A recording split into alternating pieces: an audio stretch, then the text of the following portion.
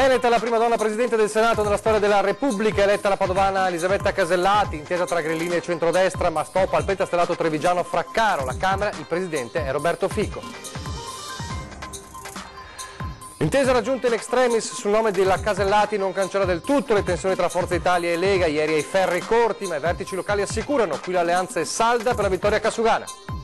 Intanto il sindaco Giovanni Malildo lancia la sua campagna per la rielezione direttamente da un campo di calcio a Sant'Angelo, una partita tra le anime del centro-sinistra. Domani a Treviso Marathon, deviazioni e percorsi speciali, polemiche delle parrocchie per la concomitanza della Domenica delle Palme e non manca il disagio per la terza domenica consecutiva con divieti.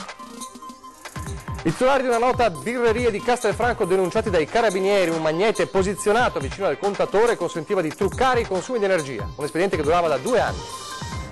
Oggi il battesimo del camper di Fondazione Sanità, l'ILT e ULS per raggiungere le giovani mamme e consentire loro di effettuare visite di prevenzione contro il cancro al seno. Continua il nostro viaggio tra gli oggetti della Grande Guerra. Questa sera vi mostriamo una delle testimonianze della battaglia del Monte Podgora che vide cadere tanti eroici carabinieri.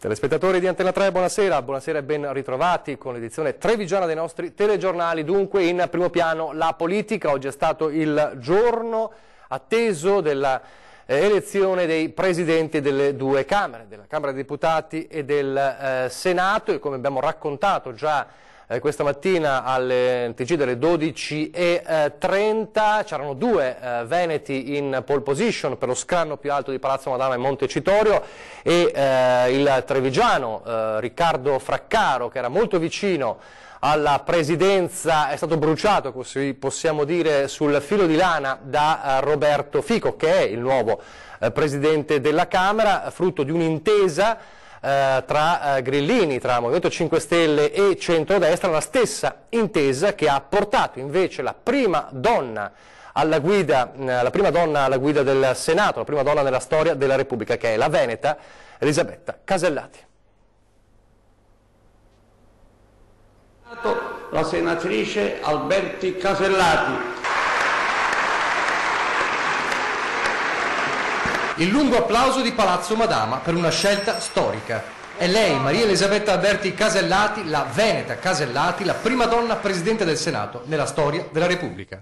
Rodugina d'origine padovana d'adozione, veterana di Palazzo Madama che varcò per la prima volta nel 1994. Il nome sul quale è stata trovata la convergenza, proprio il nome che sembrava sempre più fuori dai giochi dopo che Lega e 5 Stelle ieri sera avevano indicato l'altra forzista, Anna Maria Bernini, suscitando l'ira di Berlusconi, la frase shock, la coalizione è rotta. Invece, la notte e le prime ore del mattino hanno portato alla via d'uscita, in extremis. Gli azzurri che accettano di rinunciare al nome di Paolo Romani, inviso ai grillini, e il nome di Casellati che ritorna fuori dal cilindro per volontà dello stesso Berlusconi. Lei, la prima donna alla guida di Palazzo Madama. Un onore, oltre che, come detto, una responsabilità che sento doveroso condividere proprio con tutte quelle donne che con le loro storie, azioni, esempio, impegno e coraggio hanno costruito l'Italia di oggi. Ricorda l'importanza delle riforme, del valore da dare alle autonomie locali, il non sottovalutare chi non è andato a votare, il suo impegno a magistratura, il valore della legalità, il lavoro che manca ai giovani. Da oggi le mie energie saranno rivolte ad assolvere questo prestigioso ruolo con disciplina, onore, cercando ogni giorno di mettere in pratica quei valori che la nostra Carta Costituzionale ha posto alla base della vita delle istituzioni repubblicane. Il Veneto nella storia, dunque, e avrebbe potuto essere un'ancor più storica doppietta se sullo scranno più alto di Montecitorio fosse arrivato, come sembrava, il trevigiano pentastellato Riccardo Fraccaro.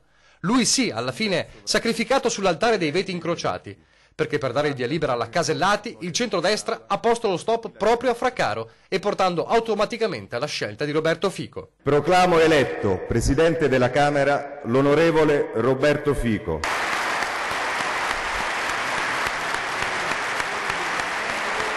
Nello stesso momento, a Palazzo Madama, Casellati concludeva il suo intervento, mentre dal Veneto, dalla sua Padova, arrivavano messaggi di congratulazioni e auguri bipartisan. Un passaggio anche sul futuro del Paese e un appello all'Europa. Un'Europa al fianco dei cittadini significa attenzione alla vita reale delle persone, non solo ai mercati. Viva il Senato, viva l'Italia!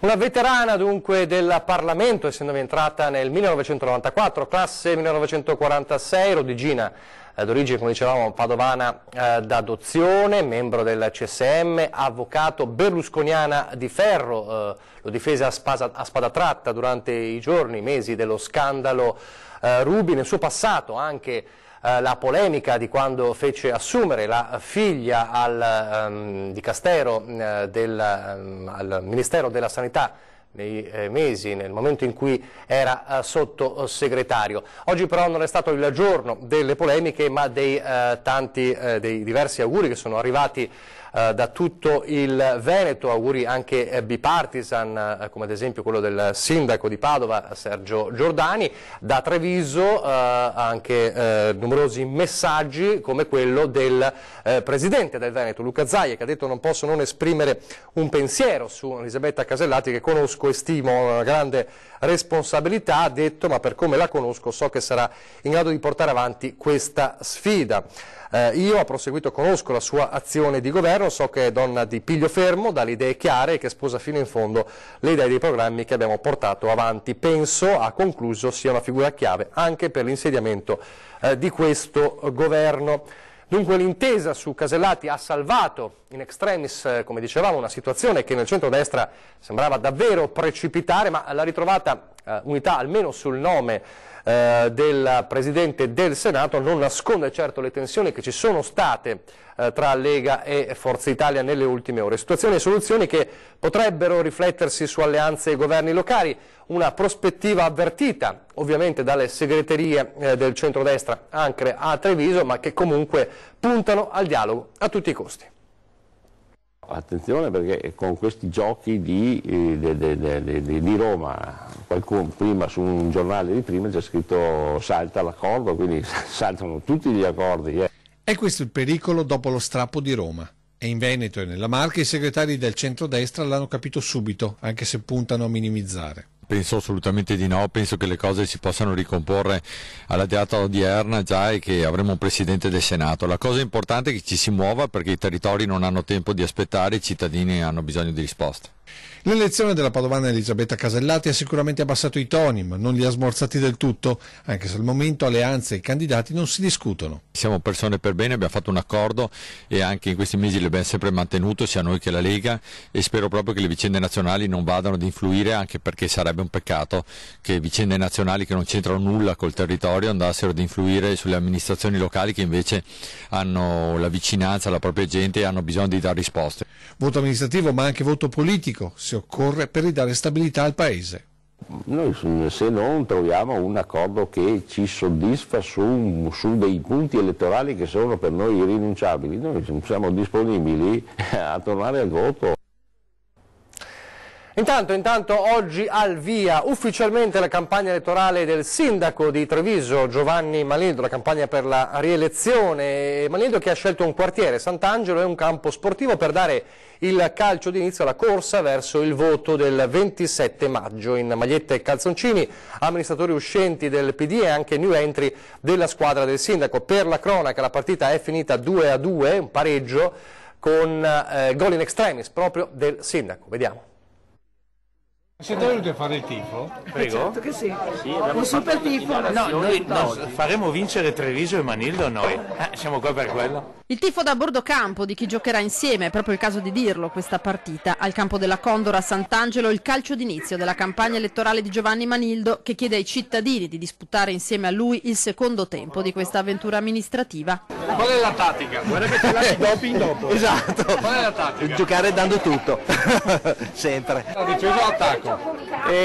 Difesa da parte mia, attacco da parte del resto della squadra, ma attacco soprattutto alla squadra che non c'è qui oggi, è quella che aspettiamo al 27 di maggio. Difesa o attacco? Attacco. Quante palle? Non lo so, dipende quante ne ha lei. Linea Marginò. Però l'altra squadra adesso pare che stia soldando uno come Gentilini, la sfida... È per quello che ci vuole uno tosto in difesa, no? Ma perché lei non gioca? Mi hanno detto che dovrei giocare, ma non lo so. Perché sono una femmina. E allora? Non mi vogliono. Si sta allenando da vice capitano? No, sto per dare un po' di equilibrio alla squadra. 18 anni che si candida? Assolutamente sì. È convinto della squadra? Assolutamente sì. Ma perché il secondo tempo è in bianco? Abbiamo pensato a un colore che va bene per tutto, no? Il bianco è purezza e è la purezza della voglia di persone che si mettono in gioco proprio per amore della città. Che ruolo? Boh, io vengo 5 minuti e poi vado. Perché? Tonella è come Socrate. Perché è 20 anni che non gioco più a niente. Per la cronaca la partita si è conclusa in parità, ma quella vera, verso il voto, è ancora tutta da giocare. E intanto dal calcio alla maratona, domani c'è la Treviso Marathon, è città chiusa per un evento sportivo per la terza domenica consecutiva e tra i parroci c'è anche chi non ha gradito che un evento del genere sia stato autorizzato proprio nel giorno della Domenica delle Palme.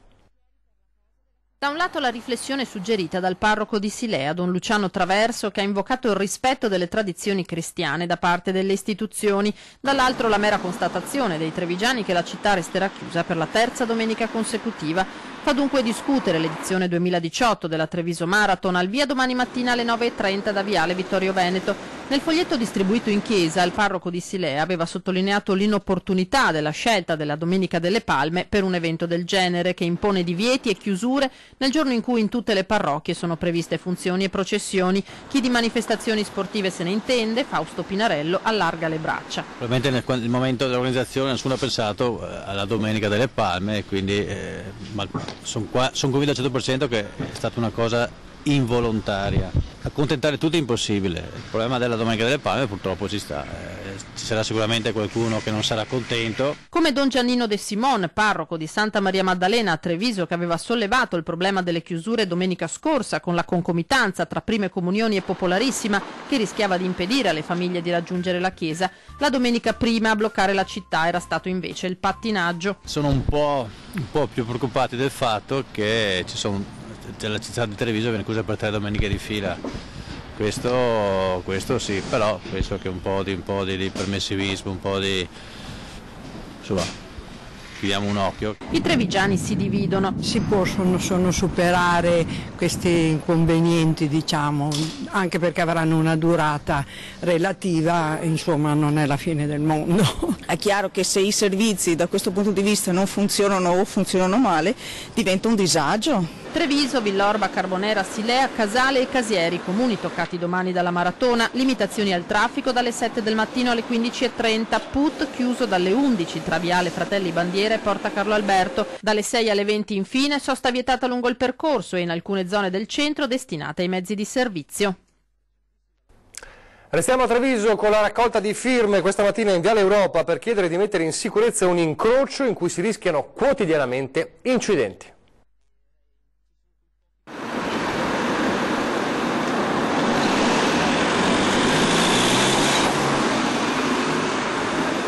Viale Europa, incrocio, se così lo si vuole chiamare, con via Mantovani Orsetti e via 7 Aprile, scene di ordinario caos con i ciclisti, in questo caso un'anziana, a rischiare più di tutti. Oltre 100 le firme raccolte a questo gazebo da un gruppo spontaneo di cittadini e dal consigliere comunale di opposizione Davide Acampora. È un problema che c'è da anni. E noi siamo qua da poche ore e abbiamo già visto almeno una cinquantina di veicoli che rischiavano di fare un incidente perché non rispettano assolutamente i divieti che ci sono. È necessario mettere in sicurezza questo incrocio chiudendo questo passaggio e realizzando poco più avanti una rotonda per permettere alle persone, diciamo agli automobilisti, di girarsi. Questo è quello che chiediamo, è una cosa molto semplice, basta solo la volontà politica. Anche a piedi per attraversare la strada ho difficoltà perché non si ferma fermano le macchine. Non è che quando vedono che io sono magari che sto per attraversare, no, corrono. Un'altra problematica è che chi esce da via Mantovani Ossetti e deve svoltare a sinistra si trova quelli che escono dal panorama, nonostante che abbiano la freccia obbligatoria da girare, vengono dritti e quindi si rischia sempre un incidente perché ti trovi una macchina di fronte che non dovrebbe esserci. Necessario, dicono i residenti, mettere mano anche alla pista ciclabile. Biciclette che non sono messe in sicurezza, non c'è nessuna protezione, biciclette che anche loro purtroppo corrono contromano, macchine che invadono la pista ciclabile per superare anche a destra, insomma i problemi ci sono da risolvere. Credo che questo intervento, come tanti altri, come posso citare per esempio la pista ciclabile di via Feltrina, debbano essere delle priorità che vogliamo inserire nel nostro programma elettorale, che andremo a risolvere immediatamente, perché con poco si può davvero risolvere un problema per molti cittadini. Un'altra denuncia, quella del Parco Uccio, sempre a Treviso, che rimane aperto anche di notte a Santa Bola, rischiando di diventare un ricettacolo di persone poco raccomandabili. Lo ha raccontato anche con le immagini Enrico Renosto, ex consigliere comunale.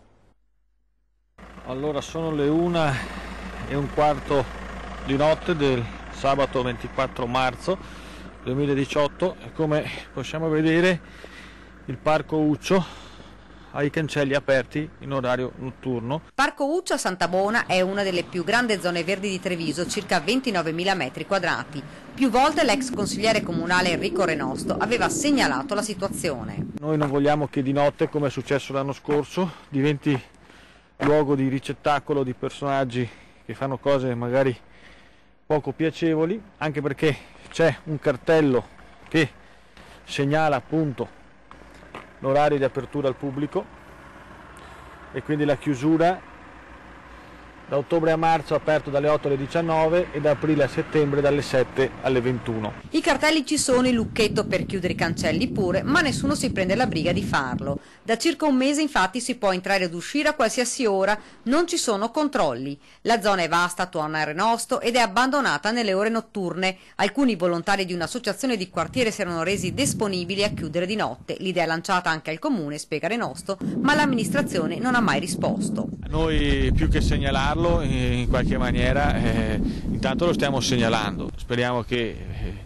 qualcuno provveda, altrimenti valuteremo le azioni da porre in essere per cercare di tenere al sicuro questo luogo. Fra l'altro l'ex consigliere spiega un'altra iniziativa lanciata, quella di dividere il bilancio della città in 4 o 5 zone. In modo che ogni quartiere abbia il proprio bilancio e le risorse che vengono raccolte in quel quartiere vengano reinvestite perlomeno in una percentuale attorno al 50-60% in quel territorio. Per il momento bisognerà trovare una soluzione per il Parco Uccio. A Castelfranco adesso con la cronaca, un magnete vicino a un contatore per truccare i consumi di energia elettrica. Lo utilizzavano questo sistema due fratelli titolari di un noto pub. Una birreria che non consumava davvero nulla come energia elettrica. Eh sì, i titolari avevano escogitato un sistema davvero economico. Avevano posizionato un grosso magnete accanto al contatore che di fatto ne rallentava il traffico. Per ben 2 anni la cosa è andata bene ai fratelli che gestivano il locale. Bollette al minimo sindacale. Così è andata avanti fino a qualche giorno fa, quando l'Enel, dopo aver effettuato delle verifiche, ha detto basta. Ha allertato i carabinieri segnalando l'assenza di consumo, immediatamente è scattato l'intervento. Carabinieri e tecnici dell'Enel si sono presentati alla birreria, scoperto il magnete, ai fratelli non è rimasto che ammettere le proprie responsabilità, ma per loro è solo l'inizio. Sul fronte giudiziario i due, la donna 50 anni ed il fratello 45, entrambi castellani e molto conosciuti in città, sono stati denunciati per furto aggravato in concorso, deferiti in stato di libertà, ma i guai sono anche altri. L'Enel sta già conteggiando il danno che gli sarebbe stato causato per un valore di circa 60.000 euro. Come se non bastasse, inizierà anche una causa civile. Ora la birreria è rimasta letteralmente al buio, perché l'Enel ha deciso di staccare ai due fratelli l'energia elettrica. Fra l'altro potrebbe presto arrivare anche la decisione di un ulteriore provvedimento amministrativo come la sospensione o la chiusura del locale. Beh, fino ad allora, nelle ore serali, o adotteranno il sistema del lume di candela o la torcia, perché a quanto pare l'Ele non ci sta proprio a riattivare il servizio. Torneremo a Castelfranco dopo la pubblicità per parlare di prevenzione del cancro al seno.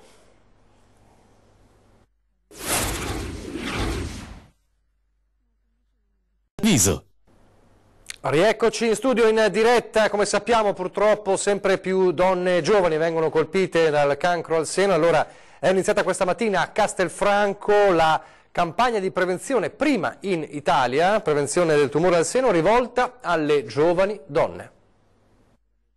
Si avvia proprio questa campagna educazionale rivolta alle giovani donne per sensibilizzarle, farle prendere coscienza che il tumore della mammella è un tumore in aumento di incidenza e anche tra le donne giovani fuori età di screening. Si chiama Cuore di Mamma ed è la prima campagna del genere in Italia.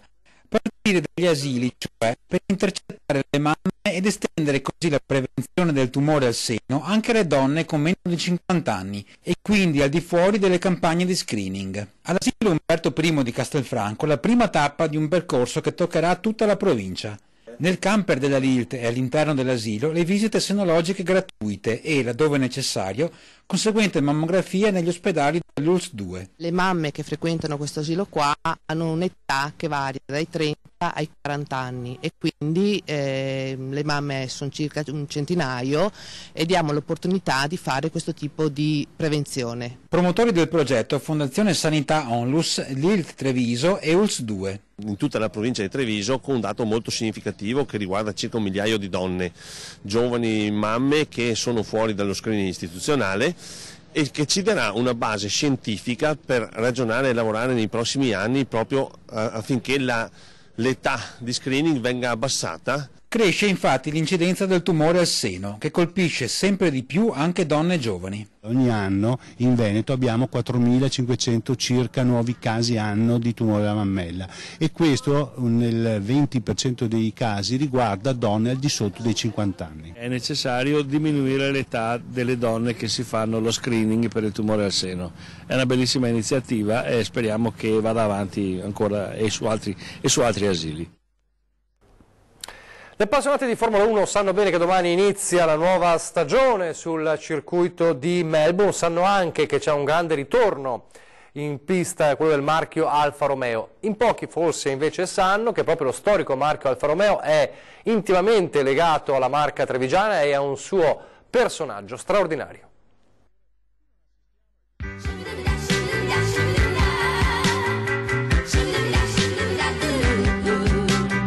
È una storia che si ripete, quella dell'Alfa Romeo nel mondo delle corse automobilistiche.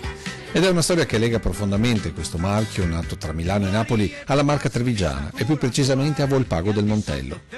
Protagonista è il trevigiano Ugo Gobbato, perito meccanico per la filatura, divenuto ingegnere, manutentore dell'aereo di Francesco Baracca, progettista del lingotto per la Fiat e soprattutto l'uomo che ha salvato dal fallimento e dalla scomparsa il marchio Alfa.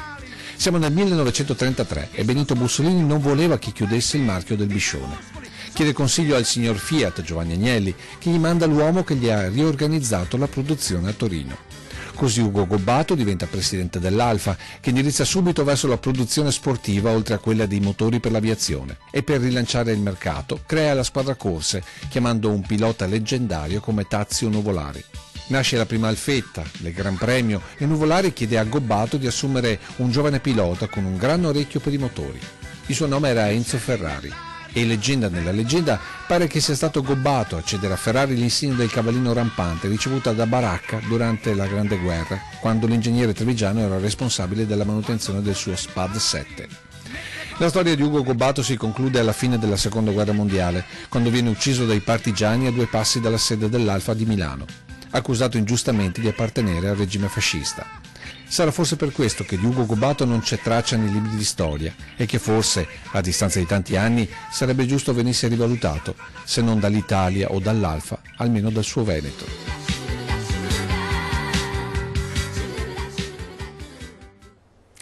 Di storia in storia con il nostro Lucio Zanato, perché siamo alla rubrica del sabato dedicata ai vostri oggetti legati alla memoria della Grande Guerra. E la storia di questa sera è dedicata all'arma dei carabinieri e a una delle battaglie più cruente della Grande Guerra.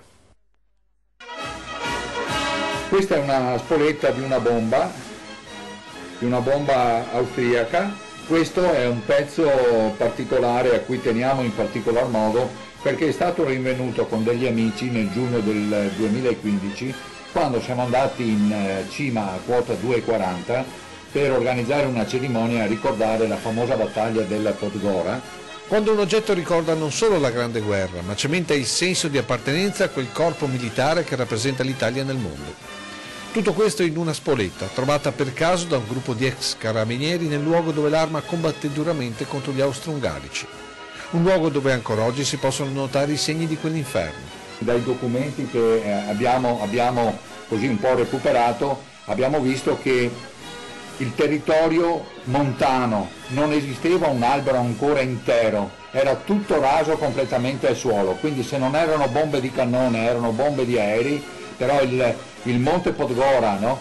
È stato veramente distrutto e raso completamente al suolo. Un territorio che giusto un secolo fa ha restituito questo oggetto, muto testimone del massacro degli allora carabinieri reali in quel 6 luglio 1915, fedeli al motto «Usi obbedir tacendo e tacendo morir», che il tempo e le guerre tramutarono poi nei secoli fedele.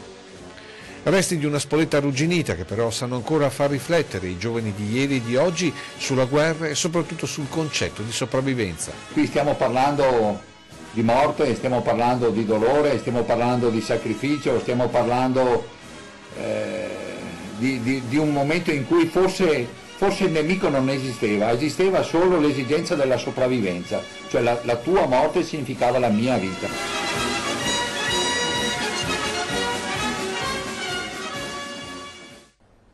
Siete in tanti, ma continuate a segnalarci i vostri oggetti legati alla memoria della Grande Guerra. Lo potete fare come sempre con una mail a treviso@antena3.it, scrivendo dunque qual è l'oggetto che vorreste segnalare, oppure con un sms o WhatsApp alla 340 321 8728, ripeto 340 321 8728.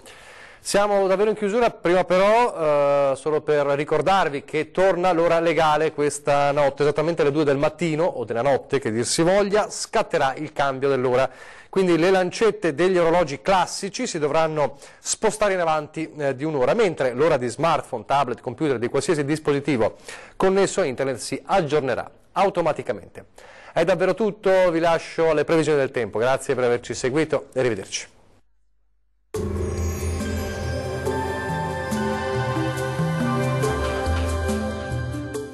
Tonus è il miglior negozio di calzature moda comoda. Qui troverete il più vasto assortimento di calzature Fratelli Tomasi. Eleganza e comodità, perché camminare è vivere.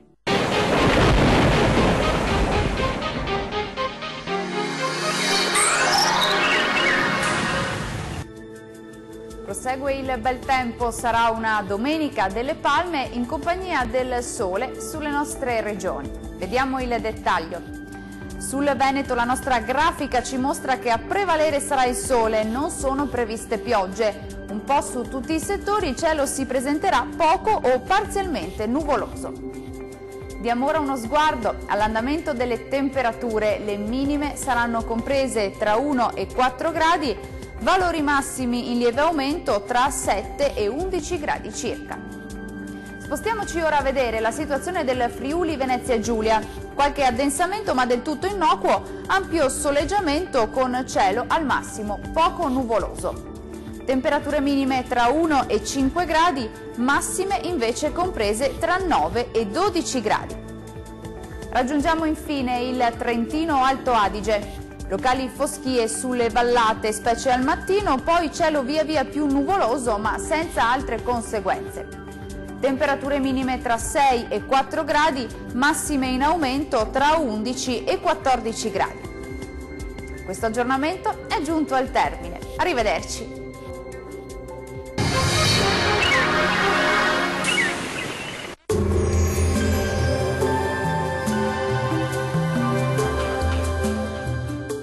Tonus è il miglior negozio di calzature moda comoda. Qui troverete il più vasto assortimento di calzature Fratelli Tomasi. Eleganza e comodità, perché camminare è vivere.